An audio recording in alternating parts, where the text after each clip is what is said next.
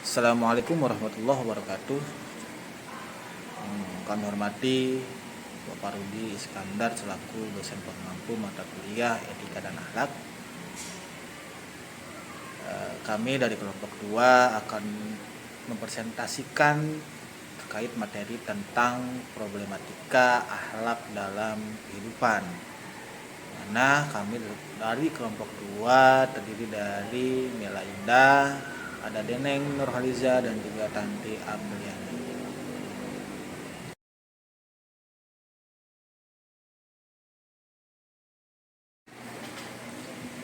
Terkait berbicara atau materi yang kami akan sampaikan yaitu tentang problematika akhlak dalam kehidupan, dimana tentu kita harus mengetahui akhlak itu apa, seperti apa itu akhlak. Itu akhlak yaitu merupakan manifestasi perilaku yang nyata yang terlihat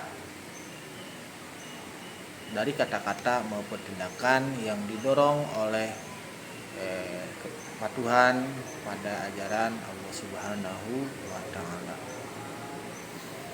Akhlak juga disebut dengan istilah dalam bahasa Arab merujuk pada karakter atau moralitas. Akhlak merupakan mencerminkan nilai-nilai moral yang tinggi, etika yang dan sikap yang sesuai dengan ajaran Islam. Akhlak yang baik sangat ditekankan dalam kehidupan sehari seorang muslim, baik dalam hubungan dengan Allah, hablum minallah, maupun dalam hubungan dengan sesama manusia atau dalam disebut dengan hablum minannas. Terkait dengan akhlak yaitu dengan kata-kata ataupun tindakan, ucapan. Pada zaman sekarang mungkin kita ambil contoh terkait dengan kasus yang lagi sedang viral, yaitu masalah profesi guru. Pemicunya terjadi ketika salah satu sekolah melakukan study tour dan mengalami kecelakaan dan menyebabkan 11 orang meninggal. Di situ semua ramenya kenapa? Yaitu menyudutkan yang namanya profesi guru. Entah itu disebut guru nyari untung lah, bisnis dari study tour lah, dengan kata-kata yang sangat tidak sangat pantas untuk diucapkan, apalagi terhadap seorang guru yang tidak tahu apa-apa. Bahkan tidak semuanya sekolah, tidak semua guru melakukan seperti itu. Ya emang awalnya dari masalah iuran study tour, persiswa berapa, ikut harus bayar segala macam. Tapi dari lihat sikap dari komenan-komenan masyarakat luas, itu menjadi luas, bukan hanya masalah study tour dan segala macam, sudah menjadi menghinakan profesi guru tanpa murid. Mungkin sudah jadi tukang parkir Indomaret, jadi Pak Ogah dan segala macam. Guru tanpa murid tidak akan bisa jalan-jalan gratis, guru tanpa murid tidak akan dapat gaji dan segala macam. Itu juga sudah termasuk dengan akhlak ataupun etika ketika bermain media sosial. Makanya bijaklah kita sebagai manusia yang awam ataupun tidak tahu apa-apa ketika berkomentar, jangan terlalu berlebihan. Makanya perlunya yang namanya akhlak, etika ketika bermain media sosial pun harus menggunakan etika dan akhlak. Apalagi dalam kehidupan yang nyata. Yang nyata pun sama, harus melakukan yang namanya akhlak dan etika dari tutur kata, tindakan, akhlak kita kepada orang-orang sekitar. Dari situ baru kita bisa menunjukkan orang yang ilmunya tinggi tapi akhlaknya tidak ada, adabnya tidak ada, percuma, nol. Orang yang ilmunya sedikit tapi akhlaknya bagus, etikanya baik, itu sangat luar biasa. Ilmu sedikit tapi bisa memanfaatkan yang namanya akhlak dan etika atau adab kepada orang lain. Karena zaman sekarang sudah sangat kompleks penyakit masalah tentang akhlak. Mungkin dari situ seorang nabi pun diutus oleh Allah Subhanahu wa taala ke alam itu, yaitu untuk menyempurnakan akhlak. Itu nama bisul tamimah makarimal akhlak. Nah, kita sebagai manusia yang berkehidupan sosial, tentu yang namanya akhlak itu sangat penting. Maka dari itu akhlak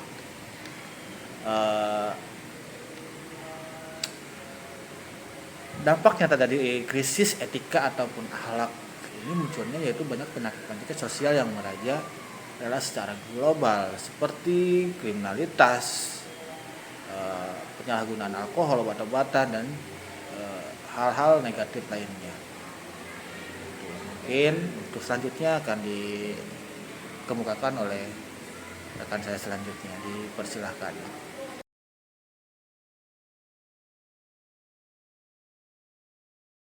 Bismillahirrahmanirrahim. Di sini saya akan menjelaskan tentang faktor-faktor penyebab lahirnya problematika akhlak.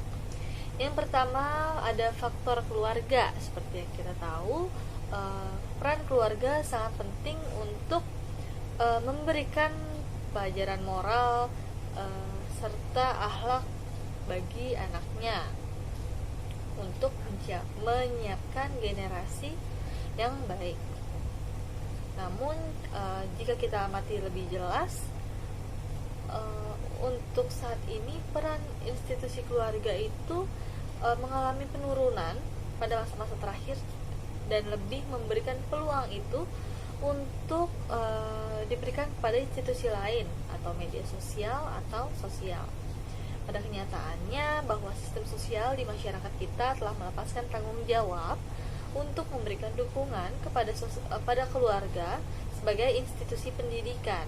Di pihak lain juga ada pada kondisi ekonomi rumah tangga itu menyebabkan faktornya juga menyebabkan faktor lahirnya problematika akhlak. Kenapa sih ekonomi juga berpengaruh? Ya, terutama pada ekonomi ke bawah, kebanyakan kemiskinan ini bisa menciptakan situasi atau peluang yang paling tidak membuka jalan untuk terjadinya penyimpangan akhlak. Seperti apa? Seperti buruknya kehidupan ekonomi, pengangguran, serta tingginya harga kebutuhan pokok menghadirkan kecemasan dan kekhawatiran akan masa depan dan hilangnya rasa aman, sehingga memicu terjadinya sejumlah kejahatan seperti penipuan, manipulasi, pencurian, ataupun suap. Pada suatu masyarakat di tingkat pengangguran yang tinggi atau dengan pendapatan per kapita rendah, ini ditandai dengan tertundanya usia pernikahan dan banyaknya penyimpangan seksual. Nah, kurang lebih itulah gambaran yang terjadi pada banyak negara muslim, termasuk negara kita juga, bahwa buruknya keadaan ekonomi telah ikut memberi kontribusi bagi terjadinya sejumlah problematika jiwa, sosial, dan moral. Lalu yang kedua ada faktor lingkungan. Faktor lingkungan sendiri merupakan nilai-nilai atau kebiasaan masyarakat yang tidak bertentangan dengan nilai-nilai Islam, apalagi nilai-nilai yang membawa maslahat. Faktor lingkungan masyarakat terdapat pada norma dan sosial yang memberikan pengaruh kepada individu untuk berperilaku negatif, serta pengaruh media massa termasuk media sosial yang dibagikan oleh teman-temannya, yang mempengaruhi si individu ini menjadi akhlaknya yang berproblematik atau mempunyai masalah. Lalu yang ketiga ada faktor kepribadian.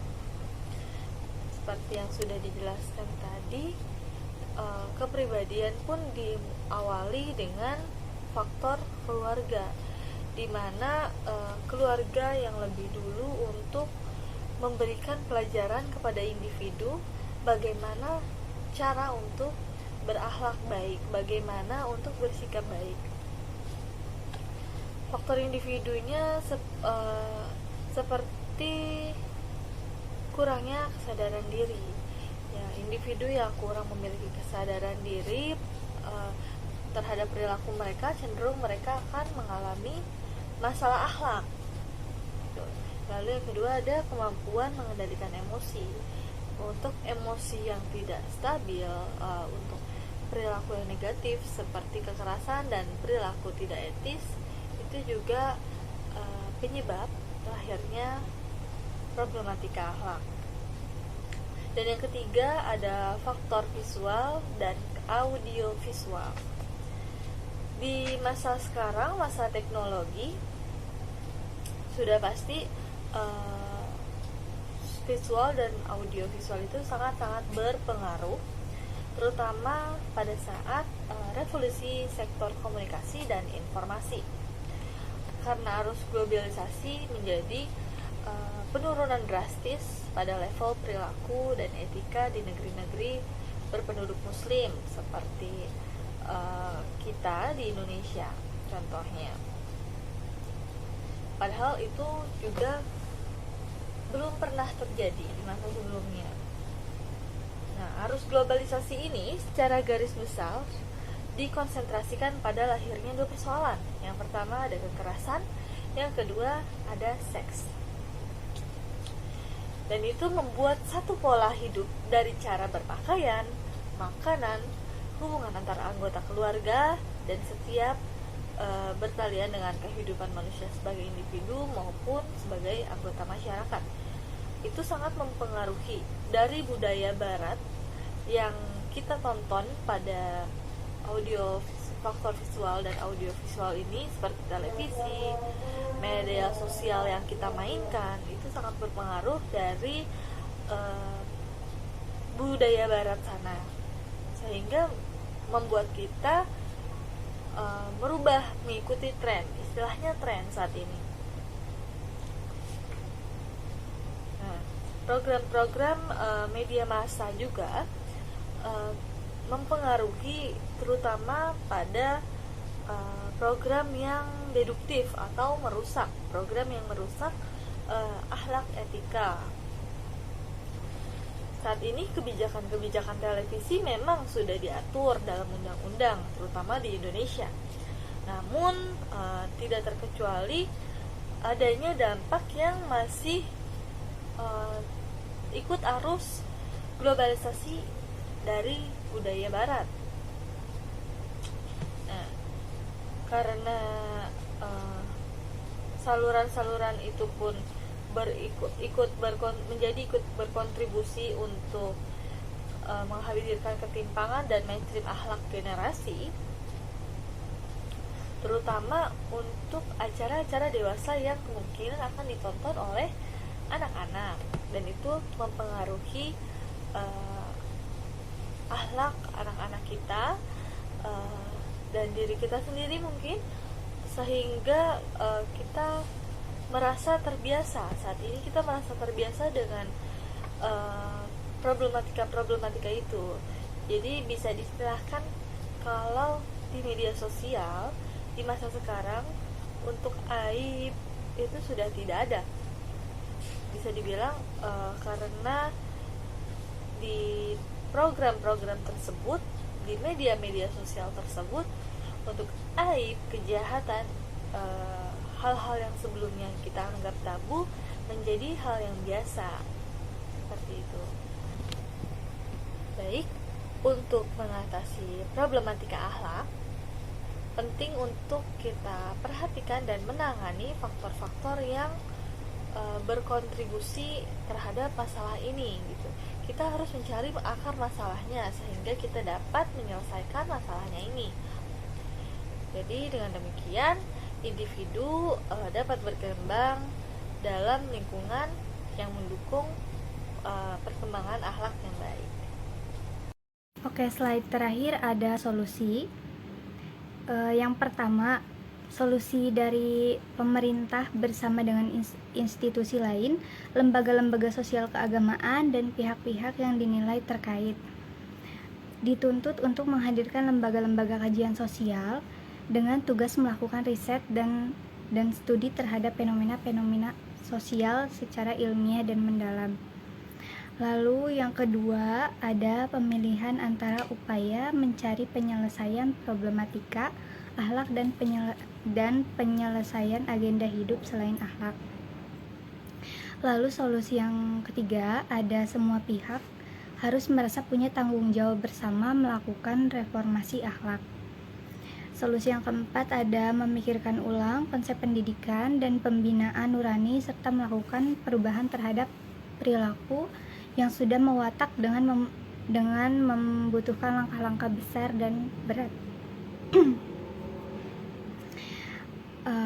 Untuk penjelasan yang lebih lanjutnya, di sini saya akan membacakan ikhtiar mencari solusi. Dengan melihat ciri-ciri tersebut, perlu kita mengaitkan hubungan akhlak dengan tasawuf. Adapun pengertian tasawuf secara luas amat tergantung kepada sudut pandang yang digunakan dari masing-masing.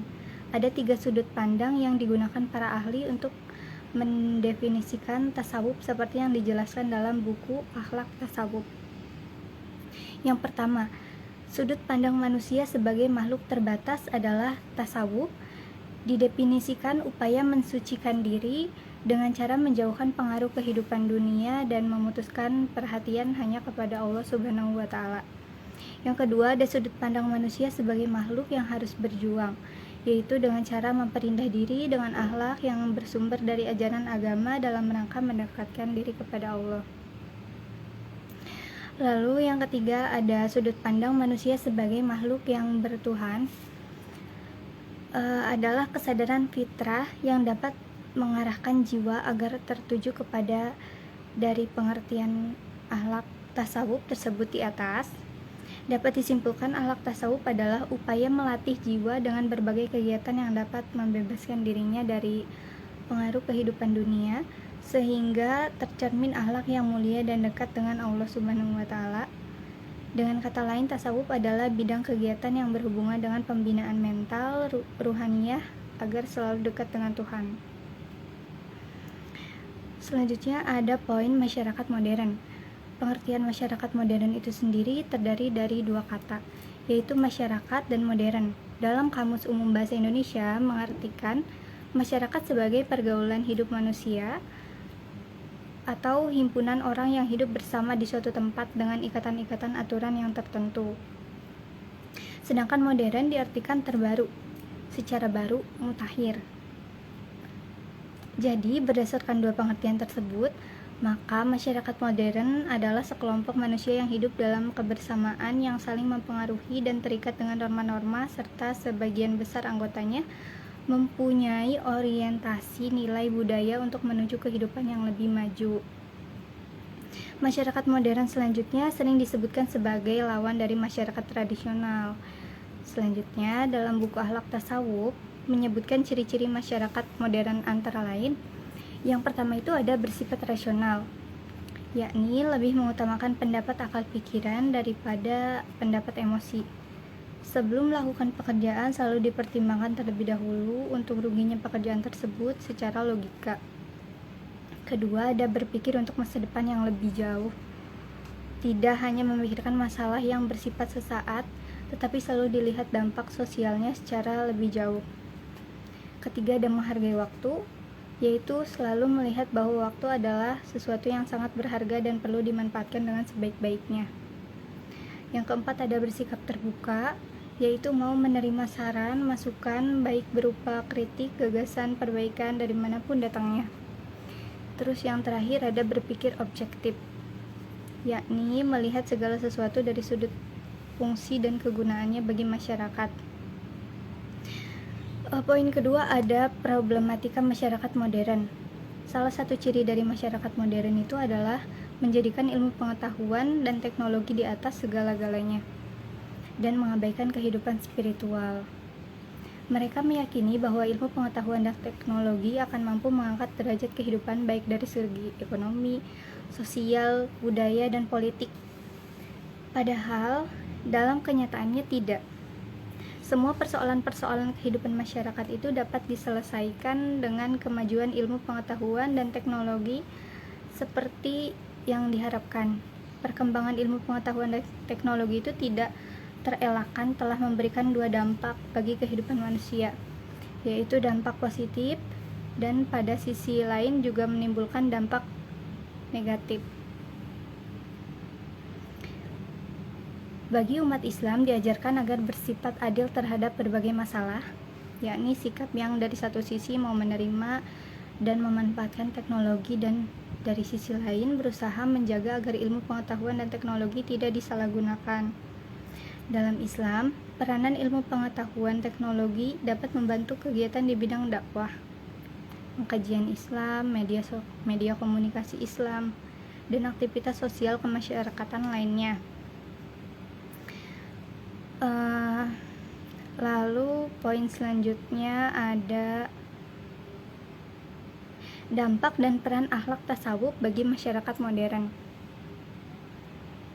Melihat gejala manusia modern yang penuh dengan problematika dan mengakibatkan kekosongan spiritual, maka sudah waktunya untuk mencari sebuah solusi untuk melakukan perbaikan dalam segala aspek kehidupan masyarakat. Dan disinilah akhlak tasawuf memiliki peran yang amat penting.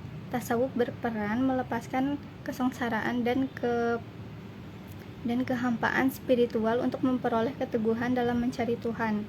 Karena ini, ajaran tasawuf adalah bertujuan untuk memperoleh hubungan langsung dan disadari dengan Tuhan, sehingga seorang merasa di hadiratnya dan terlepas dari kegundahan, kesedihan, dan kegalauan. Adapun ajaran tasawuf yang paling mendasar yang dapat dijadikan sebuah solusi dalam mengatasi problematika kehidupan manusia, yaitu dengan mengadakan introspeksi diri, atau dalam bahasa tasawuf dikenal dengan muhasabah terhadap diri sendiri. Sementara itu, Komarudin Hidayat berpendapat perlunya memperkenalkan nilai-nilai tasawuf pada masyarakat dengan tujuan agar nilai-nilai tasawuf turut serta terlibat dan berperan dalam menyelamatkan kemanusiaan dan dari kesengsaraan spiritual, dan memperkenalkan nilai-nilai esoteris atau kebatinan Islam sebagai referensi. Khususnya kepada masyarakat barat, upaya tersebut akan melahirkan ketahanan diri serta terhindar dari kemungkinan pelancengan kepribadian. Hasil dari sikap ini adalah sikap rendah hati, tidak arogan. Dalam pandangan tasawuf, penyelesaian dan perbaikan di atas tidak dapat tercapai secara optimal jika hanya berorientasi untuk mencari kehidupan lahir, karena kehidupan lahir hanya merupakan gambaran atau akibat dari kehidupan manusia yang digerakkan oleh 3 kekuatan pokok yang ada pada diri manusia, yaitu akal, syahwat, dan nafsu amarah.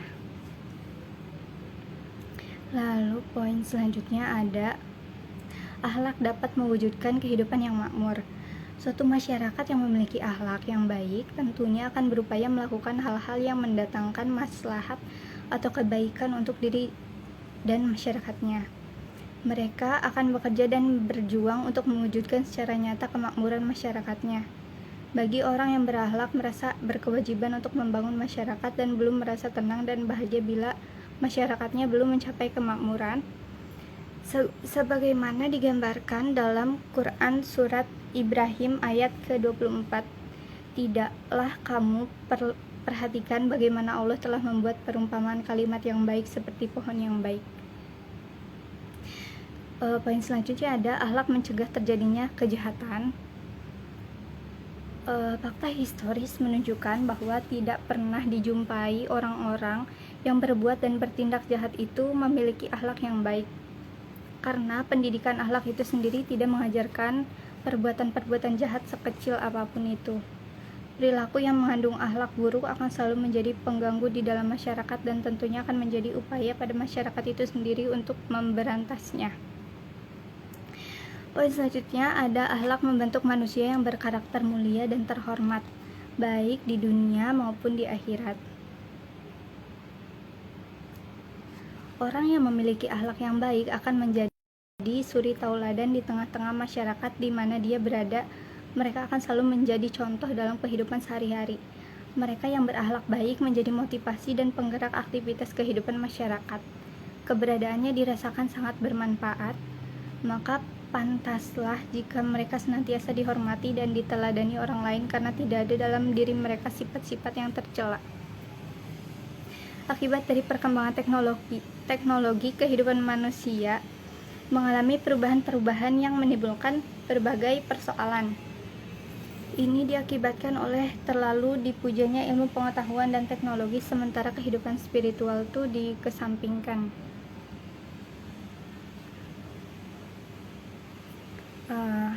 Akhlak tasawuf merupakan solusi yang tepat dalam mengatasi krisis dan problematika masyarakat modern dewasa ini. Dengan akhlak tasawuf membuka jalan solusi itu yang pertama, agar masyarakat dapat melepaskan dahaga dan memperoleh kesegaran dalam mencari Tuhan. Kedua, agar masyarakat dapat melepaskan diri dari kebingungan dan kegelisahan yang mereka rasakan sebagai akibat dari kurangnya nilai-nilai spiritual yang mereka rasakan. Yang ketiga, agar masyarakat mampu mengatasi sifat materialistik dan hedonistik dengan menerapkan konsep zuhud. Yang terakhir ada agar masyarakat dapat terhindar dari frustasi dalam menghadapi problematika hidup.